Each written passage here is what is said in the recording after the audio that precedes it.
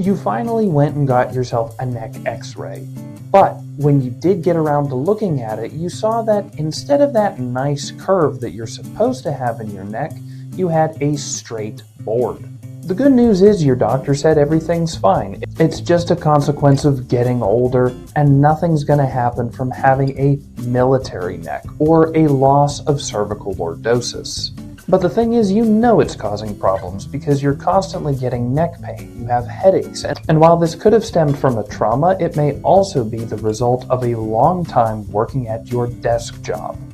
Now here's the scary part, because military neck is pretty common in our society because a lot of people have desk jobs or fall asleep watching TV. And while watching TV, we see an ad for those cervical wedges that you're supposed to sleep on. They're hard, they're plastic, they feel absolutely awful. And what a lot of people mention when they come to my office after trying these things is that it actually makes their headaches and neck pain worse. Today, I'm going to talk you through what a lot of clinicians miss when addressing military neck. Because a lot of the time, this is addressed as simply the bones moving into a different position, when in reality, what's happening is that the muscles that are supposed to pull you into that curve are in a neurological splint, meaning they're in a perpetual state of contraction in order to keep your neck out of a position that loads the facets, the joints in the back of your neck, to avoid a pain which may no longer even be there. After that, we're going to talk about why forcing that curve back into place is probably a bad idea, but also give you alternatives and exercises that you can be performing at home or at your workstation to earn that curve back. First things first, we have an important question to answer. Why would your muscular system, and more importantly, your neuromuscular system, force you into positions that are damaging to your skeleton? Well, this is going to depend entirely on what may have caused your military neck. If it was from chronically sitting at a desk which forced you into cervical extension, then we slowly, over time, overloaded the facet joints and overstretched your deep cervical flexors.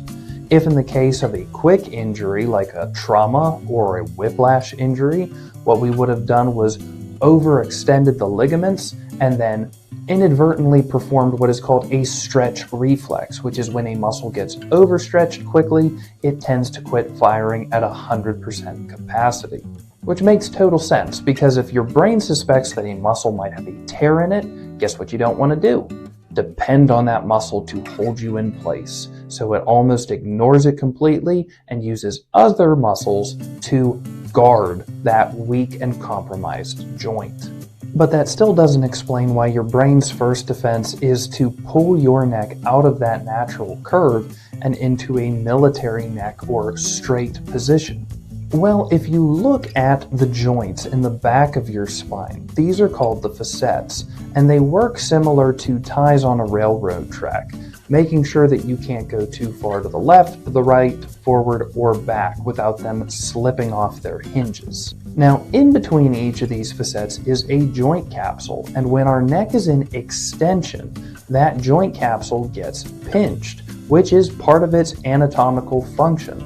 But if you have a trauma or you are chronically loading those joints from being in a hunched forward position with your head up looking at your computer, then those joints get inflamed. So, in order to bring tension off of those joints, our body's neurological system pulls us into a straight, upright position to reduce pressure on those facets and put more pressure on the vertebral bodies. And we'll get into why that's problematic here in a little bit, but first our order of business is to figure out how we override this muscular guarding. Because putting a wedge under our neck isn't going to do anything other than overstretch muscles that probably aren't already firing, or overstretch a muscle which is holding on for dear life because your nervous system thinks that there's something that's going to break or fall apart when that muscle quits firing.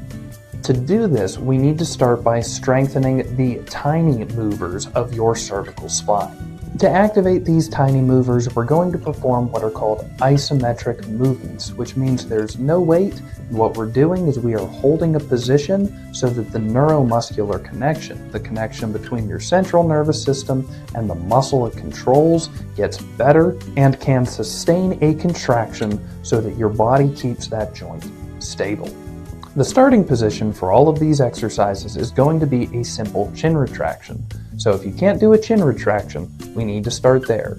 And all we're going to do is pull our head up and our chin back like a puppet on a string and hold. Once you get comfortable with this position, we start adding other tiny aspects of motion, which would be rotation or lateral bending. All this would look like is the same cervical chin retraction, sitting up tall with your chin pulled back, and to turn just comfortably as far as you can while maintaining that chin retraction. The moment you start to extend your chin out, you're going too far and we're working a different set of muscles. The same rule applies when doing lateral bending. Pull the chin back, start to tilt your head. The second it starts coming off to the side, we're doing more of a trap stretch than we are activating the paracervical muscles. For each of these movements, whether it's just the retraction, rotation, or lateral bending, we want to hold the end position for 6 to 10 seconds, 5 to 10 times, to help increase that neurological stability and the contraction and strength of that muscle. At this point, some of you might be thinking, but Dr. Beck, why would I want to put that curve back into my spine? If the doctor says it's coming with age, and you've already said this is to put more pressure on those vertebral bodies, the big chunky part of your spine, wouldn't that be better? Well, this is where we get into the fun anatomy, because yes, having a pillar is going to be more stable, but the thing is, you're constantly moving. So every time you misstep on a curb, you trip, you go for a jog, you have a pillar absorbing a lot of that impact when you have a military neck, which is going to wear out your cervical discs 3 to 5 times faster, make the big muscles at the back of your neck work 5 to 10 times harder, and increase your neck pain and how many headaches you get. Because instead of having your neck in a position where it's able to absorb shock, you have it in a very rigid position where it can't do much of anything else besides hold on for dear life. Which, I mean, isn't the worst thing if all you want to do is watch TV or work at your desk. But if you want to do anything else, it helps to have some motion in your neck. So we're going to do a self-assessment with what's called the shelf test. I also call these wall angels, and we did a variation of this just a little bit ago with that cervical retraction. But what I'd want you to do at home is to find a flat surface, ideally a wall, and you're going to place your shoulders against the wall. I will also want you to ensure that your heels and your butt are touching the wall, and then that way, when you pull your chin back, we can use that as a check to see, can you touch your shoulders, your butt, your heels, and the back of your head to the wall all at one time? Or is your neck so tight and so forward leaning that just the strain of pulling that chin back is going to mess with your lower traps and force you to have to arch your back further and pull your butt away from the wall, which will let you know, 1, you're cheating, and 2, those deep cervical flexors aren't strong. To get that curve back the right way, you're going to want to do those chin retractions with rotations and lateral bendings as isometrics, again, just meaning you hold that end point for 5 to 10 seconds for 5 to 10 repetitions at least once a day, because what that will do is strengthen the deep neck flexors and it will reinforce that curve from the inside of your spine.